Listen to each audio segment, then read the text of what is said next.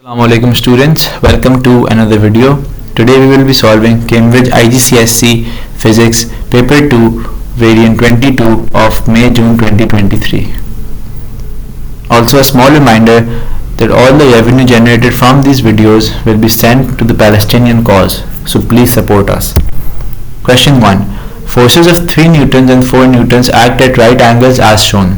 What is the resultant force?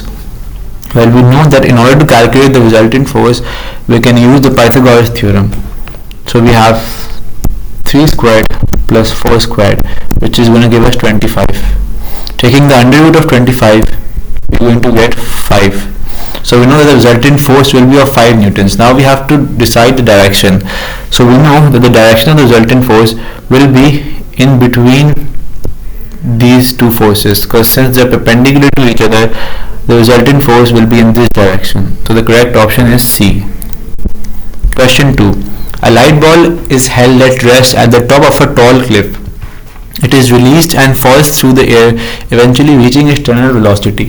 Which rule describes the behavior of the ball as it descends? So we have a ball at the top of a cliff, and that ball is dropped initially.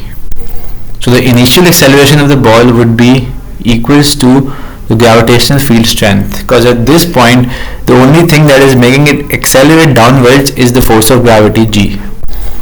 And the final acceleration of the ball, since they have told us that the ball reaches terminal velocity also means constant velocity. So anything that has constant velocity has zero acceleration. So keeping that in mind, the correct answer would be C. Question 3. The graph represents the motion of a car. How far has the car moved between 0 and 5 seconds? So we are given a speed time graph and we have to calculate the distance that it has traveled. So it is very simple. The distance is the area in the graph. We have a triangle, so we can use the formula for area of a triangle, which is half base into height. Base we have as 5 and height we have as 10. So plugging this in, when we solve this equation, we are going to get 25. Question 4. Which statement about mass or weight is not correct? Masses can be compared using a balance. This is correct. Mass is a force. Well, that is not correct. Mass is not a force. It is a scalar quantity, not a vector quantity. Weights can be compared using a balance. This is also correct. And weight is a force. This is also correct. So the only incorrect one is B. Mass is a force. Question 5. A sphere P made of steel has a weight of 10 newtons on Earth. Another sphere Q, also made of steel, has a weight of 10 newtons on Mars. The gravitational field strength on Earth is greater than the gravitational field strength on Mars. Which statement is correct? So since the gravitational field strength on Earth is greater, that means an object with lower mass will have greater weight on Earth as compared to Mars. So, but since a sphere P has a weight of 10 newtons on Earth, we know that sphere P will have lesser mass because the gravitational field strength of Earth is greater than the gravitational field strength on Mars.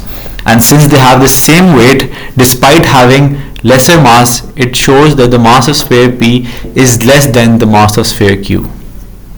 So the correct answer is B. Question 6. Which two quantities must be known to determine the density of a material? So the formula of density is equals to mass over volume. So the correct option is B. Question 7. A truck is towing a car along a straight horizontal road at a constant speed. The rope breaks. Which row gives the direction of the initial acceleration of the truck after the rope breaks and the reason for the acceleration? Option A says the direction of acceleration of the truck would be left, and the reason for that is the driving force is greater than the resistive forces on the truck. Option which is incorrect.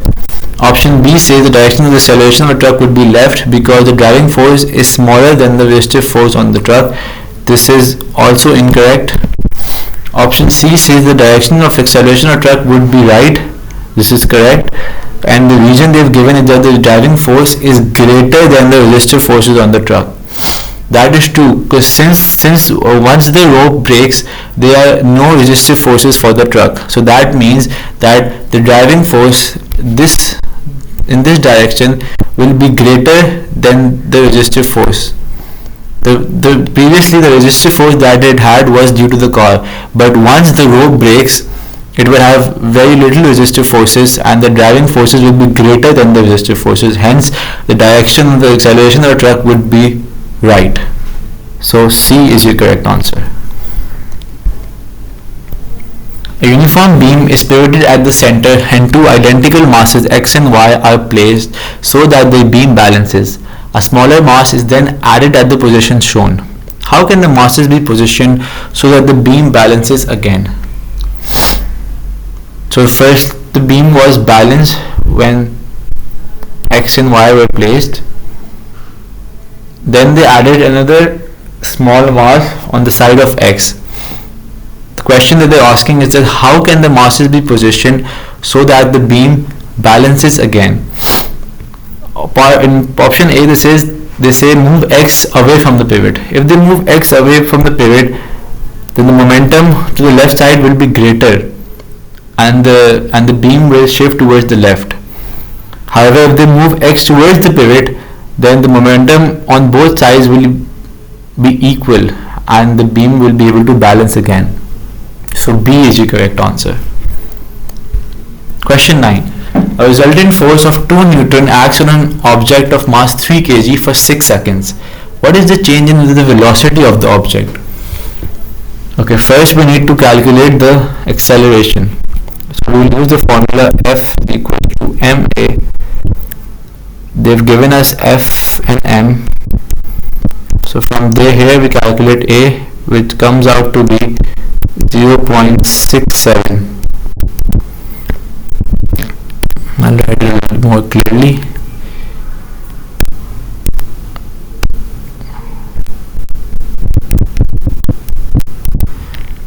Now using this acceleration, we can find the change in velocity.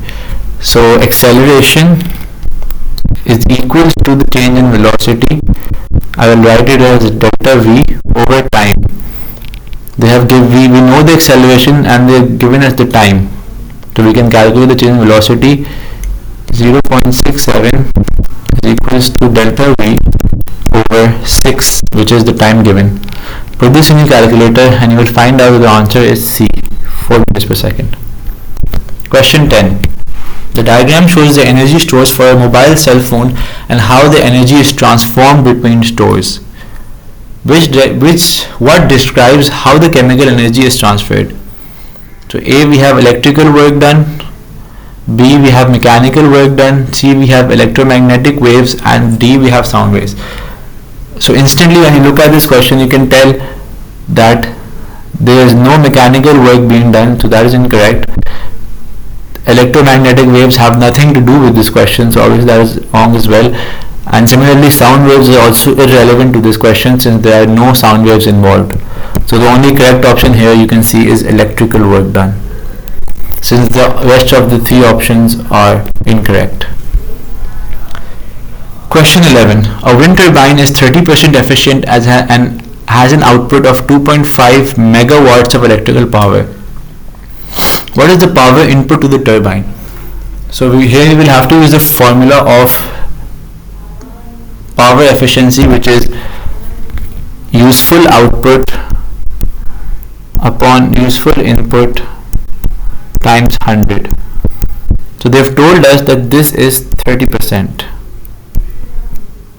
So we can write this as 0.3% and remove 100 from here. And they have told us that the output is 2.5 megawatts. So here you need to be careful in the conversion of units. Mega stands for 10 to the power 6. So you will write 0.3 is equals to 2.5 to 10 to the power 6 over input. You have to calculate the input. So once you put this in your calculator, you will find that the answer is 8.3 megawatts. Question 12. Which two physical quantities must be used to calculate the power developed by a student running up a flight of steps? Option A says force exerted in the vertical height of the steps only. That is incorrect. Force exerted and time taken only. That is also incorrect. So time has nothing to do with the power developed. I mean, it does have something to do, but force exerted is irrelevant to this question. Part C, work done and the vertical height of the steps only. So since the formula of power is energy over time, so we need to be careful of energy and time, and energy here is work done. So the only option that has both of these quantities is part D. So D is the correct answer. Question 13. The density of seawater is 1030 kilograms per meter cube. Gravitational field strength on the earth is 9.8 newtons per kg. Atmospheric pressure is 101,000 pascals. At which depth in seawater is the total pressure due to the atmosphere and the water equal to 513,000?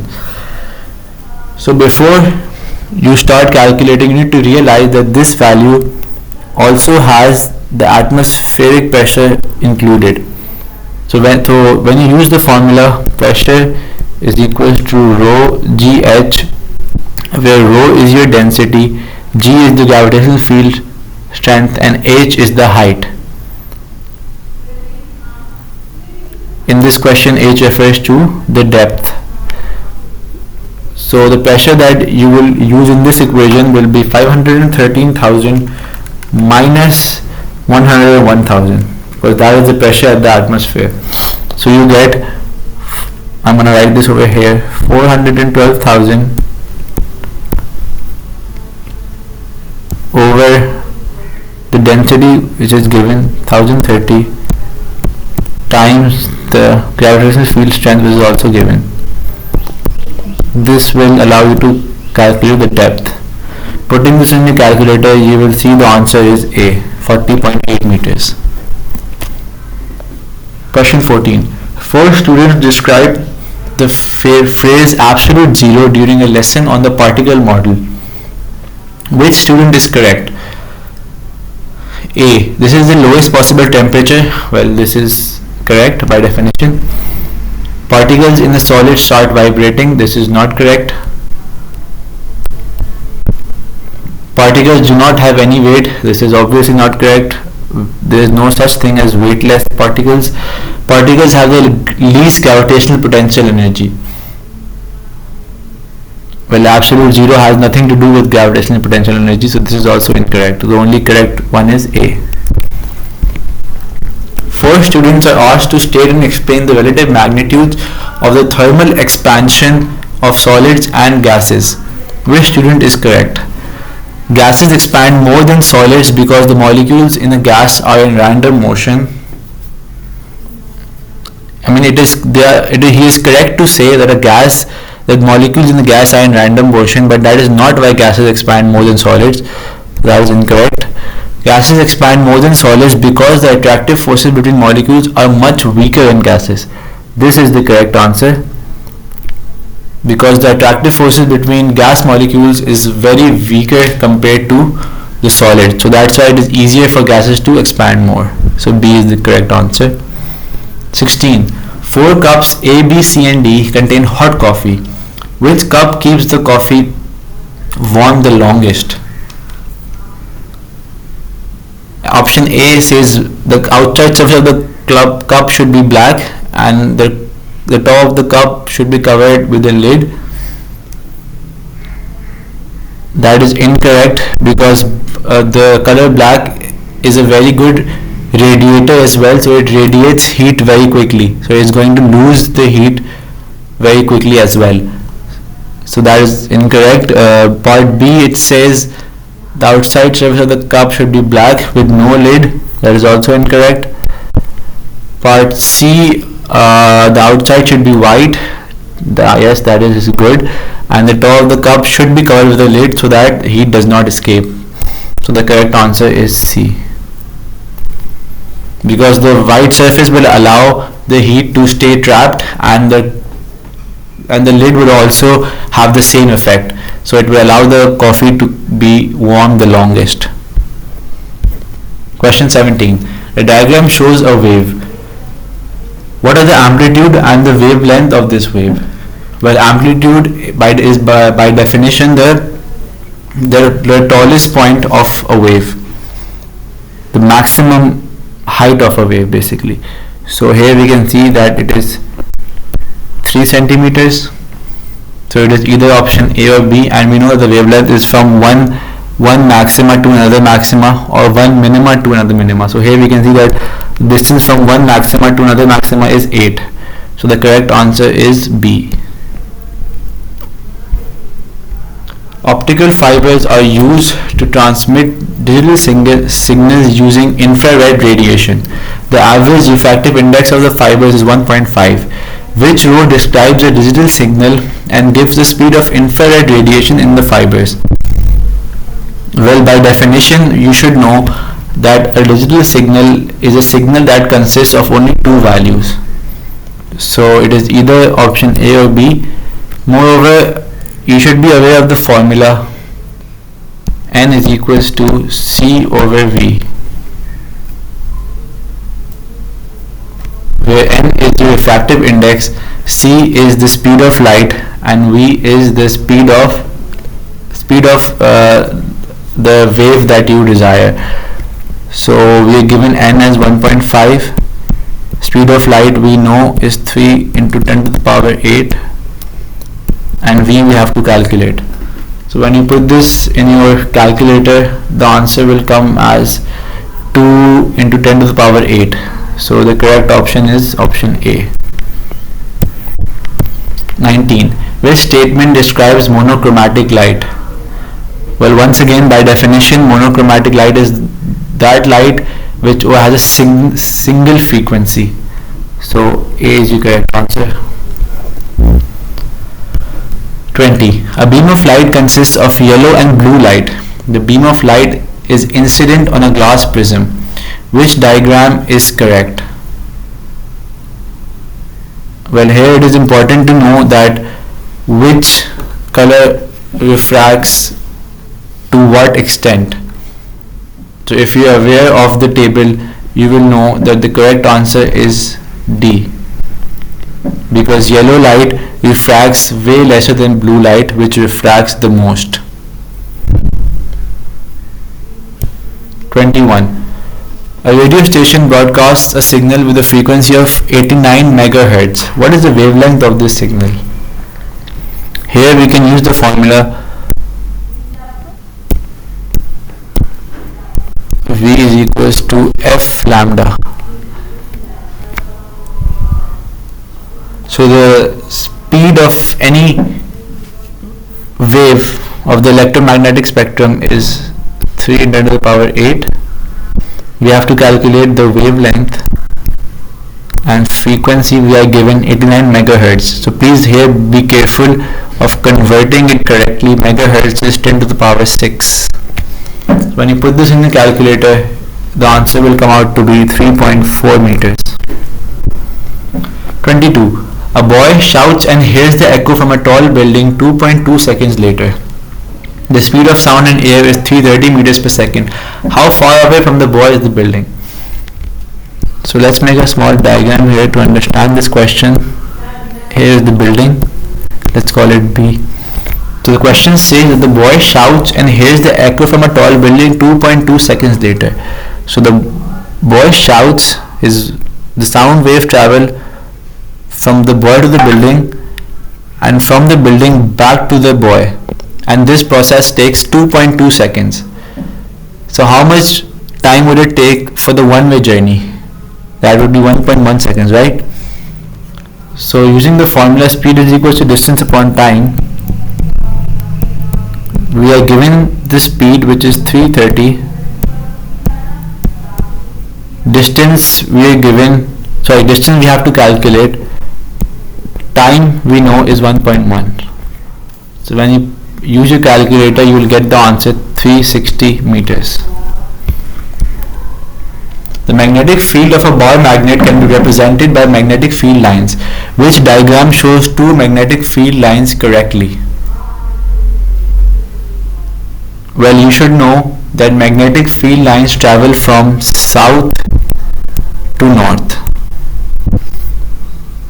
So the only option here is, the correct option is option A, since the field lines are traveling from south to north. 24. A plastic rod is rubbed with a dry cloth. The rod becomes positively charged. Why has the rod become positively charged? So the only way anything can become positively charged is when it gains a positive charge through losing electrons.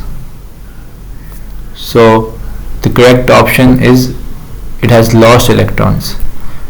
If it gained electrons like it is in part A, so it would have become negatively charged, so that was incorrect.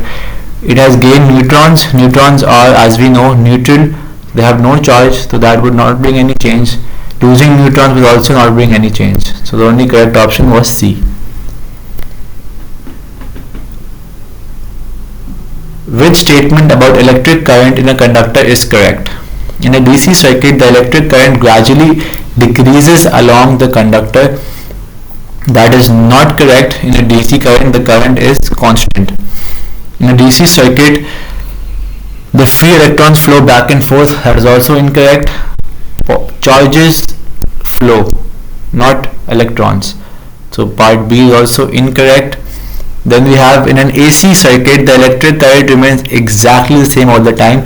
That is not correct, because by definition, alternating circuit, there is a lot of variation. So it does not remain the same. So part D is correct, which says that in an alternating current circuit, the flow of charge changes direction continually. So by definition, this is correct. 26. A piece of metal wire X with a uniform diameter has resistance R. A second piece of wire Y is made of the same metal and has a uniform diameter. Y has double the cross-sectional area of X and half the length of X. So we know the formula for resistance is resistivity times length over cross-sectional area A. So we can see that resistance is directly proportional to the length and inversely proportional to the cross-sectional area. So the question says that Y has double the cross-sectional area of X. So if we double the cross-sectional area X, that means that we half R. So due to the area, R would become R over 2, and then it says that Y has half the length of X. So halving length would also halve resistance. So when we halve R by 2 further, we get R by 4. So the correct answer is A. 27. An electric fire is connected to a 240 volt supply and transfers energy at a rate of 1 kilowatt. How much charge passes through the fire in 1 hour? So here we'll have to recall the formula. P is equal to VI, where P is the power, V is volts, I is current. We are given the power 1 kilowatt, that is 1000. We are given the volt 240. We have to calculate the current. Put this in your calculator and the current will come out to be 4.16. Now we know that the formula for charge is Q is equal to IT. We have just calculated I, which was 4.6. T is the time, and remember, time, the unit for time is seconds. So we'll have to convert hours into seconds.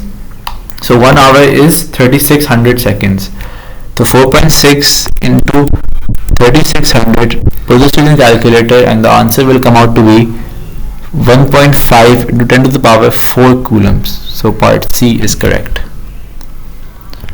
28.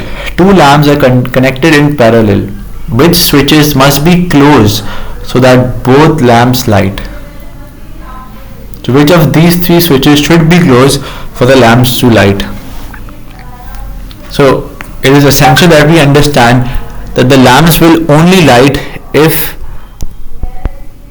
the charges complete one complete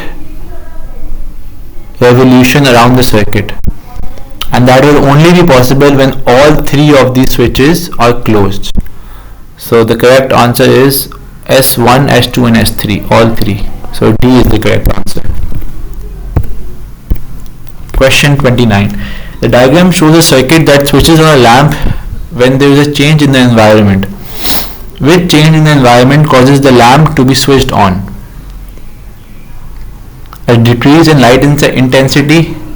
Okay, first we have to understand what component is this. So this is basically a thermistor. A thermistor is a resistor which changes its resistance according to the temperature. So when the temperature increases, its resistance decreases.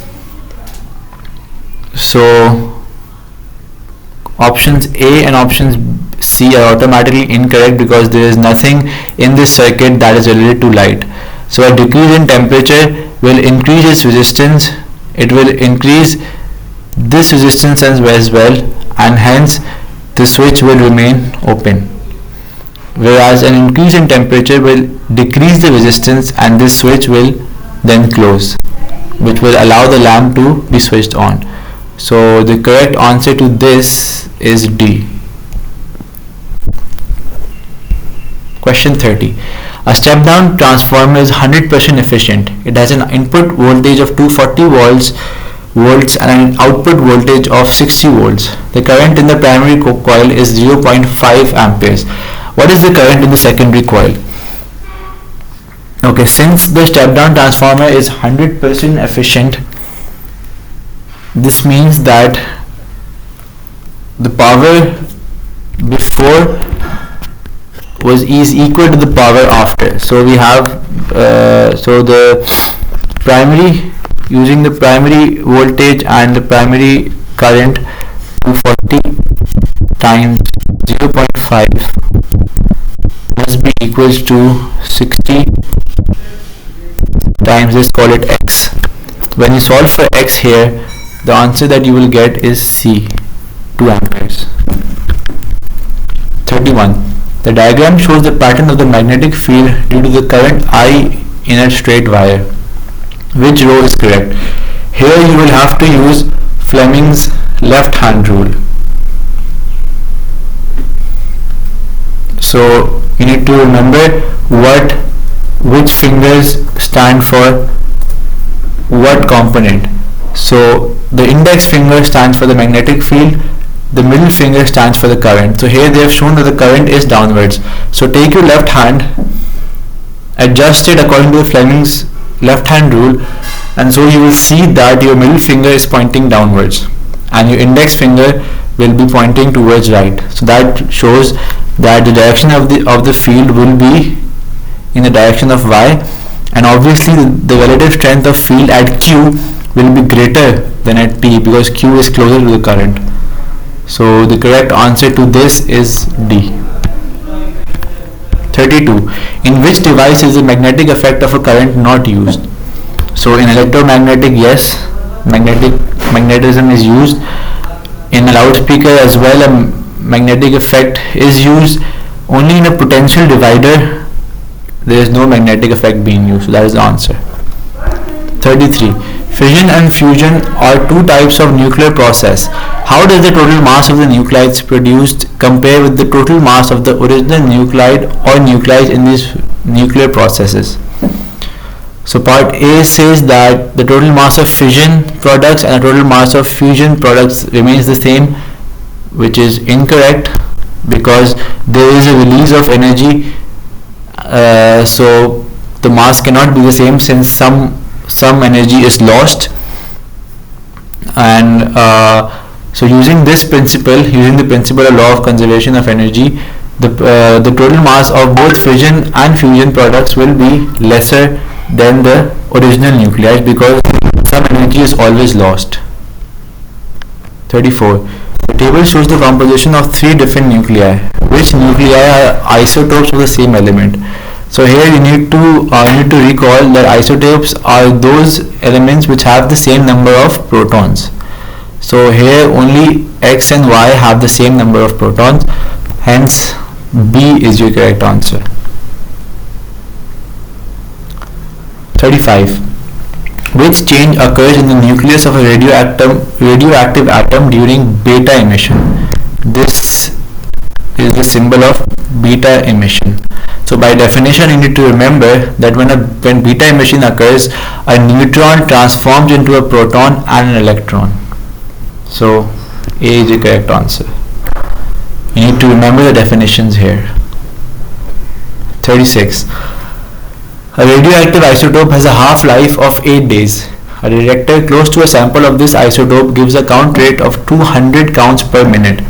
Without the source, the background count is 20 counts per minute. So with the source we had 200 counts, without the source we have 20 counts. So that means the source itself had how much? 180 counts. So the question says, what is the count rate due to the source after 8 days? So since the half-life is 8 days, 180 divided by 2 would give you 90 counts per minute. 37. Which statement about the solar system is correct? All planets are rocky. That is incorrect. We have gaseous planets as well. Only the Earth has a moon. That is also incorrect. As we know, all planets have a moon. Pluto is a dwarf planet. That is correct. Pluto was declared as a dwarf planet. There are many stars in the solar system. That is also incorrect, since there is only one star, which is the Sun. 38. Comets are bodies which orbit the Sun in the solar system. What is the shape of the orbit and how is the Sun positioned within the orbit? So here you need to recall that the shape of the orbit of comets is elliptical, and the position of the Sun with respect to the comets is not the center of the orbit. Only planetary orbits have the Sun as its center. Comets do not have the Sun as the center of their orbit. So the correct answer is D. 39. Which nuclear reaction produces the release of energy to power a star?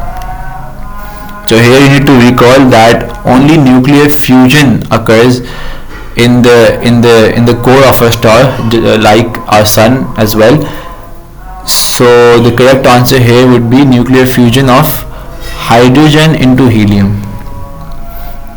And because since hydrogen is a smaller atom as compared to helium, so obviously helium atoms cannot fuse together to form hydrogen. Hydrogen atoms can fuse together to form helium. So D is the correct answer. And the last question for this paper, what is the definition of the Hubble constant? So once again here you need to be able to recall the definition of the Hubble constant, which is the ratio of the speed at which a galaxy is receding from the Earth to its distance from the Earth. Even if you don't remember the definition, if you remember the formula, which is this, h0 times d, where v is the recessional speed, h0 is your Hubble's constant, d is the distance from the Earth. So if you make h0 the subject here, you will have v over d is equals to h0. Here you can see that v over d is a ratio. A ratio of what? A ratio of the speed at which a galaxy is receding from the Earth to its distance from the Earth. So even if you don't remember the exact definition, you can manipulate the formula to get your answer. So I hope you guys enjoyed this video. I hope it was helpful. And if you liked it, please like and subscribe, and I will see you later.